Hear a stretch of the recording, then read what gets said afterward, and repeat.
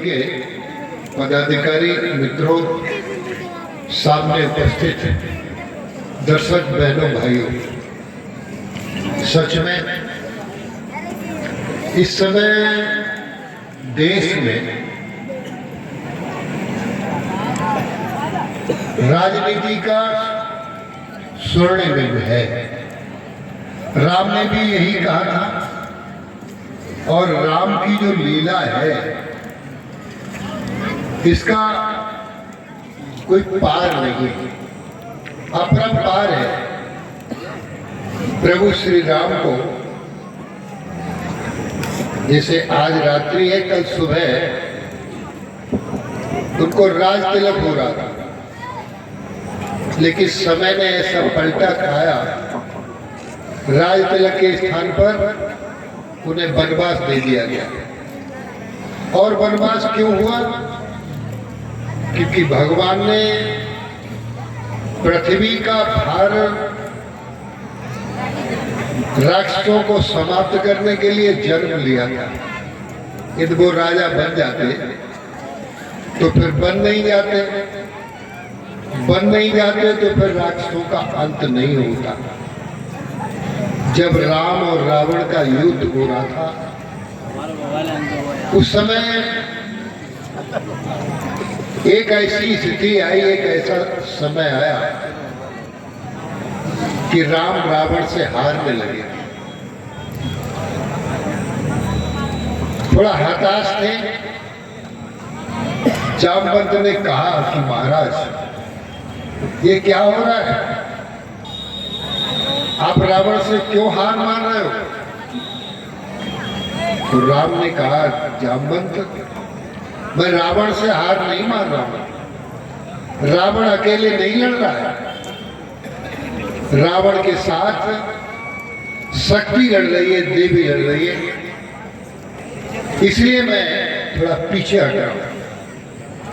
तो आज नौ दुर्गा का समय है। कुछ माताएं बहनें 9 दिन व्रत रखती हैं, कुछ लोग पहले दिन रख लेते हैं और आखिरी दिन तक व्रत रखते हैं, कुछ लोग व्रत रखते ही नहीं है, कुछ अपने ऐसी पूजा करते हैं, कोई खा के पूजा कर लेता है। तो भगवान का पूजा पाठ है, जैसे चाहो वैसे कर लो, लेकिन मन को ठीक रखने का काम। तो आज मैंने ये उदाहरण इसलिए दिया कि दुर्गा की शक्ति बिना भक्ति के मिलती नहीं। तो हम लोग जिस तरीके से, ये रामलीला आज का नहीं है, इसकी भी लीला आरंभ है। बहुत समय से हमारे बुजुर्ग लोग, पूर्वज लोग इसको लगवाए। आज वो है नहीं, लेकिन नई पीढ़ी इस भार को अपने कंधे पर उठाकर यहाँ अच्छा मनोरंजन, भगवान का ज्ञान, ये सब होता रहता है। तो मैंने इसलिए ये उदाहरण दिया।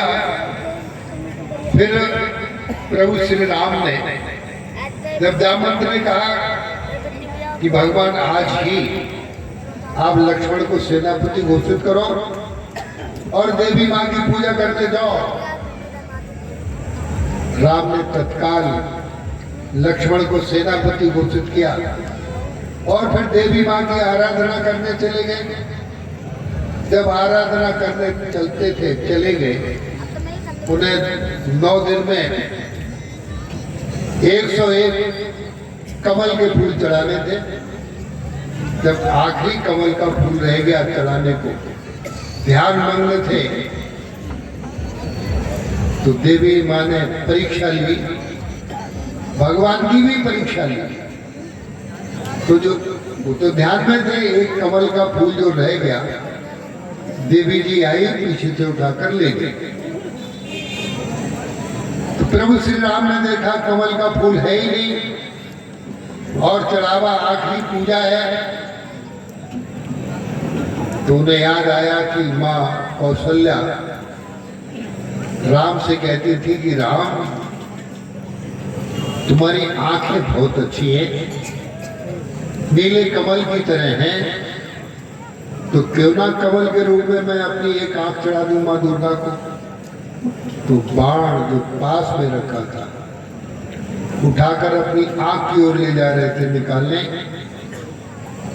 तो माँ दुर्गा ने समझा कि अब राम अपनी आंख निकाल कर मेरी पूजा में चढ़ा देंगे। तत्काल प्रकट हुई, जय हो जय हो जय हो, सिद्धि प्राप्त, लड़ोजा के युद्ध। तब फिर श्री राम युद्ध में पहुंचे और रावण पर विजय प्राप्त की। आप लोग भी विभिन्न तरीके के रावण होते हैं। आज भी समाज में रावण हर साल हम मारते और फिर भी रावण मरता नहीं है, हर साल जीवित रहता है। इसका भी एक कारण है। रावण माने अंदर की बुराई, अंदर की बुराइयां हैं। कोई कुछ करता है, कुछ खराब काम करता है, कोई दारू पीता है, कोई बीड़ी पीता है, कोई सिगरेट पीता है, कोई स्मोक पीता है। आज ये छोटे छोटे काम हैं, इनको आदमी कोशिश करे तो छोड़ सकता है। जैसे बीड़ी सिगरेट पीने में कोई फायदा नहीं है, लेकिन पीते हैं तो आप मन करो तो छोड़ सकते हो। दारू पीने में कोई लाभ नहीं है, लेकिन दारू पीते हैं, आप मन करो तो दारू छोड़ सकते हो।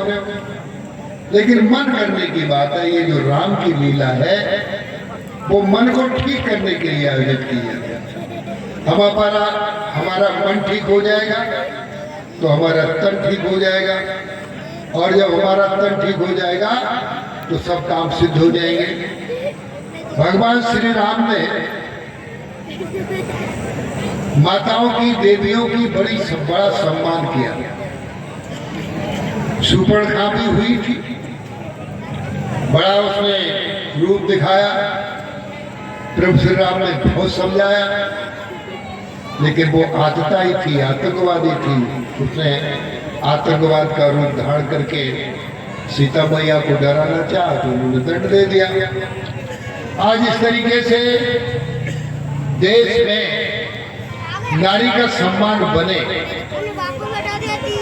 नारी शक्ति वंदे अधिनियम आया है। महिलाओं को पहले आरक्षण था पंचायत में 33% का आरक्षण, महिलाएं प्रधान बनती हैं, महिलाएं बीडीसी का सदस्य बनती हैं, महिलाएं ब्लॉक प्रमुख बनती हैं, महिलाएं जिला पंचायत का अध्यक्ष बनती हैं। लेकिन आरक्षण में विधायक, सांसद और राज्यसभा में नहीं था। मैं मोदी जी को बधाई दूंगा, क्योंकि आज नवदुर्गा का समय है, इसलिए मुझे ये कहना उचित लगा इस मंच से, क्योंकि नारी शक्ति का सम्मान बहुत आवश्यक है। मोदी जी को जन्म देने वाली भी नारी है, भगवान श्री राम को जन्म देने वाली भी नारी है, भगवान कृष्ण को जन्म देने वाली भी नारी है। तो इसलिए कहा गया, यत्र नारीयस्त पूजन्ते रमन्ते तत्र देवता। जहाँ जहाँ नारियों की पूजा होती है वहाँ देवता लोग निवास करते हैं। तो आज हमारे सामने यहाँ नारी बंधन को भी मैं प्रणाम करता हूँ, माननीय मोदी जी को भी धन्यवाद देता हूँ और उनका भी आभार व्यक्त करता हूँ कि राज्यसभा में, लोकसभा में, बड़े स्थान पर विधानसभा में 33% महिलाओं का आरक्षण कर दिया है। और यहाँ सभी दर्शकों से, माताओं और बहनों से, ये रामलीला अलीगंज का आपका अपना है, इसको प्रेम से देखा करिए और इसमें श्रद्धानुसार जो भी सहयोग करना है, क्योंकि अब सिस्टम सब बदल गया है, लेकिन इस सिस्टम का कोई आनंद नहीं है। जब हम छोटे थे तो सच में बहुत बहुत दूर की रामलीलाएं, नौटंकी देखने में आप पहले ही चले जाते थे, रोटी मिलती थी नहीं, आगे जाकर अपना फट्टा बिठा देते थे कि जहाँ बैठेंगे। तो ये जो नौटंकी रामलीलाओं का जो एक आनंद है ग्रामीण परिवेश में, इसका कोई मुकाबला नहीं है। आप सब लोग, मैंने तो बीच में अपनी बात कह दी, मैंने पहलवान कल से फोन कर रहे थे, मैं जानबूझकर फोन उठा नहीं रहा था और आज ये पहुंचे